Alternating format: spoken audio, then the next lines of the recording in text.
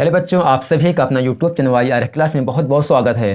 तो प्रिय बच्चों, आज की वीडियो में हम पढ़ेंगे कक्षा 10 विषय सामाजिक विज्ञान, यानी जो सामाजिक विज्ञान में जो आपका जो अर्थशास्त्र पाठ है, उस पाठ का पहला पाठ का नाम है विकास, अर्थात डेवलपमेंट है। यानी हम इसमें जितने भी महत्वपूर्ण प्रश्न हैं, जितने भी एक नंबर के बहुविकल्पीय प्रश्न होते हैं, मैं उन सब प्रश्नों को आज आपके सामने बताने वाला हूँ।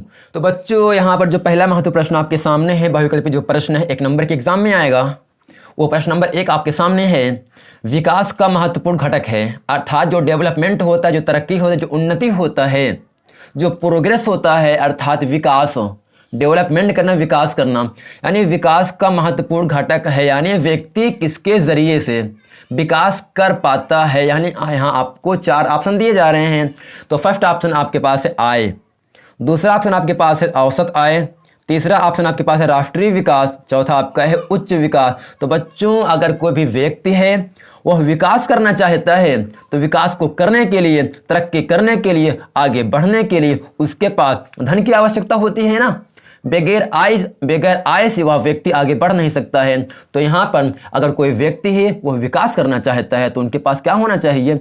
आय होनी चाहिए। बगैर आय की, बगैर संपत्ति की, बगैर पूंजी की वह विकास नहीं कर सकता है। तो अगर एग्जाम में आपसे पूछे विकास का महत्वपूर्ण घटक क्या है, तो आपको बताना है आय। ठीक।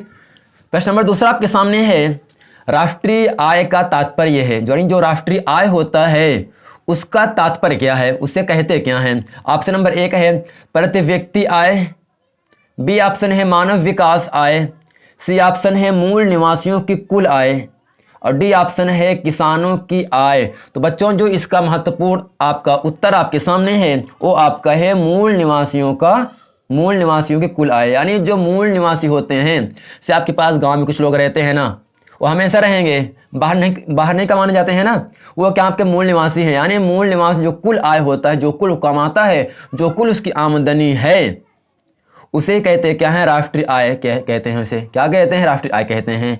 ठीक। यानी जो राष्ट्रीय आय है वो मूल निवासियों की कुल आय कहलाती है। यानी जो मूल निवासी कुल आय को हम क्या कहते हैं? राष्ट्रीय आय के नाम से भी जानते हैं।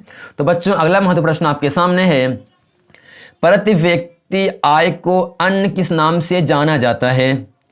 प्रति व्यक्ति माने प्रत्येक व्यक्ति, हर एक इंसान आय को, यानी उसके संपत्ति को, उसके धन को अन्य किस नाम से जाना जाता है। यानी जो व्यक्ति जितना उसकी वो कमाएगा, उस कमाई को हम और किस नाम से जानते हैं। कहने का मतलब ये है, प्रत्येक व्यक्ति आय को हम किस और नाम से जानते हैं। तो ऑप्शन ए आपका है औसत आय, बी है राष्ट्रीय आय, सी आपका है व्यक्तिगत आय, डी ऑप्शन आपके पास है इनमें से कोई नहीं। तो बच्चों, इसका उत्तर आपके सामने क्या होगा? औसत आय। यानी औसत आय को हम प्रत्येक व्यक्ति की आय भी कहते हैं। यानी जो प्रत्येक व्यक्ति जो कितना कमाएगा, उसकी कमाई को हम किस नाम से पुकारेंगे? औसत आय के नाम से भी हम पुकार सकते हैं।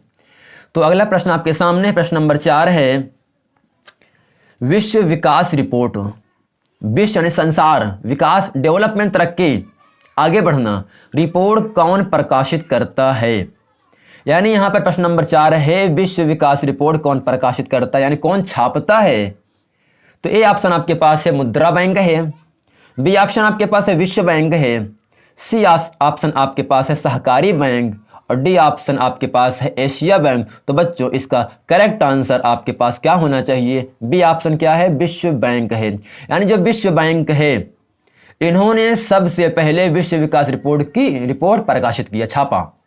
यानी जो विश्व विकास रिपोर्ट है वो विश्व बैंक ने प्रकाशित किया, विश्व बैंक ने छापा। तो अगला प्रश्न आपके सामने 5वां कह रहा है, सार्वजनिक वितरण प्रणाली का उद्देश्य क्या है? यानी जो यहाँ पर लिखा है ना, सार्वजनिक, जिस पर सबका अधिकार रहे। आप कहीं भी घूमने जाओ तो उसमें लिखा रहता है ना, सार्वजनिक शौचालय, यानी जिस पर सबका अधिकार हो। वितरण के माने होता है बांटना। क्या होता है? बांटना। प्रणाली का उद्देश्य क्या? उद्देश्य में होता है मकसद क्या है। यानी सार्वजनिक वितरण प्रणाली का उद्देश्य है, ऑप्शन ए आपके पास है नियंत्रित मूल्य पर आवश्यक उपभोग वस्तुएं उपलब्ध कराना, बी ऑप्शन है राजकोषीय घाटे का शोषण करना, सी ऑप्शन आपके पास है भ्रष्टाचार को बढ़ावा देना, बिल्कुल आपका रॉन्ग आंसर ये तो है। डी ऑप्शन है आर्थिक समानता स्थापित करना। तो बच्चों इसका जो करेक्ट आंसर है, जो आपका सही उत्तर है वो आपके सामने ऑप्शन नंबर ए है। वो क्या है? नियंत्रित मूल्य पर, यानी कंट्रोलिंग करता होता है ना, कंट्रोलिंग करना, अपने कब्जे में करना। नियंत्रित मूल्य पर आवश्यक उपभोग वस्तुएं उपलब्ध कराना, यह क्या है? सार्वजनिक वितरण प्रणाली का उद्देश्य है। तो अगला प्रश्न आपके सामने है, जो कि महत्वपूर्ण प्रश्न आपके सामने है। एक व्यक्ति के वजन को, कोई शख्स है, कोई इंसान है, कोई मानव है, एक व्यक्ति के वजन यानी वेट को, भार को उसकी ऊंचाई के वर्ग से विभाजित करते हैं। यानी एक व्यक्ति है, उसको मान लो 70 किलोग्राम का है, उसकी हाइट क्या है? मान लो 6 फीट है, 7 फीट है। यानी जब वजन को हम उसकी हाइट से, फीट से भाग देते हैं तो निम्न में से क्या प्राप्त होगा? यानी कह रहा है एक व्यक्ति के वजन को उसकी ऊंचाई से विभाजित करते हैं, यानी बांटते हैं, भाग देते हैं, तो निम्न में से क्या प्राप्त होता है आपको? ऑप्शन ए है शरीर द्रव्यमान सूचकांक, बी ऑप्शन है मानव सूचकांक, डी ऑप्शन है प्रगति सूचकांक, डी ऑप्शन है प्रति व्यक्ति आय। यानी अगर कोई व्यक्ति है, वो अगर मान लो 70 किलोग्राम का है या 48 किलोग्राम का है, अगर मान लो वो व्यक्ति 6 फुट का है, जब 48 में हम 6 से भाग करते हैं तो आपको आ जाता है 8, अर्थात वो जो 8 आया वो क्या कहलाता है? शरीर द्रव्यमान सूचकांक कहलाता है। यानी वो अगर कोई व्यक्ति है, उसके वजन में जितने वो फुट का है उससे भाग कर देते हैं, तो जो मान प्राप्त होता है उसे हम कहते हैं शरीर द्रव्यमान सूचकांक कहते हैं। तो अगला प्रश्न आपके सामने है, मानव विकास रिपोर्ट, मानव इंसान मनुष्य, मानव विकास रिपोर्ट किसके द्वारा प्रकाशित की जाती है?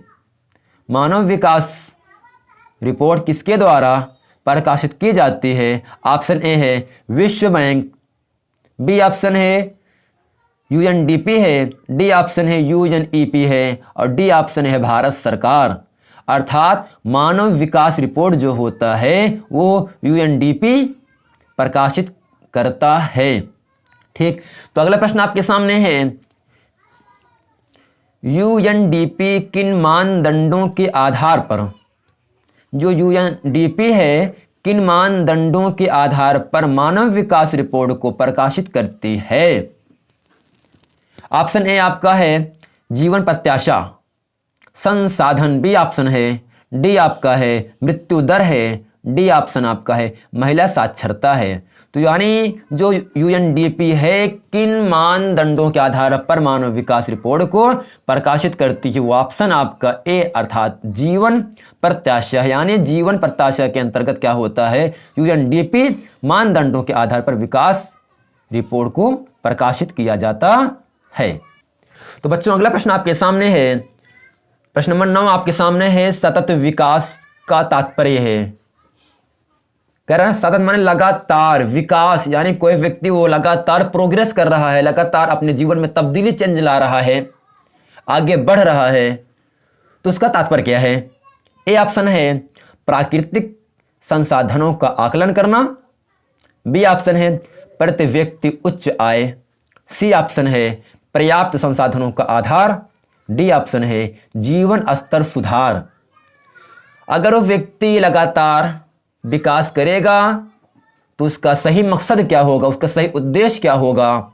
वो ऑप्शन नंबर ए जो है आपका सही आंसर है, प्राकृतिक संसाधनों का आकलन करना है। यानी जितने प्राकृतिक संसाधन हैं उन सबको वो जानता है, आकलन करता है, यही क्या है? सतत विकास का तात्पर्य है। तो बच्चों उम्मीद करते हैं तो ये वीडियो आपको बहुत अच्छे से समझ में आया होगा। अगर वीडियो समझ में आया है तो वीडियो को लाइक करें, कमेंट करें, सब्सक्राइब करें। अगर आपने हमारे पिछला वीडियो नहीं देखे हैं तो डिस्क्रिप्शन नीचे लिंक दिया है, वहाँ जाकर आप उस वीडियो को देख लें ताकि वो सभी प्रश्न आपको अच्छे तरीके से याद हो जाएं।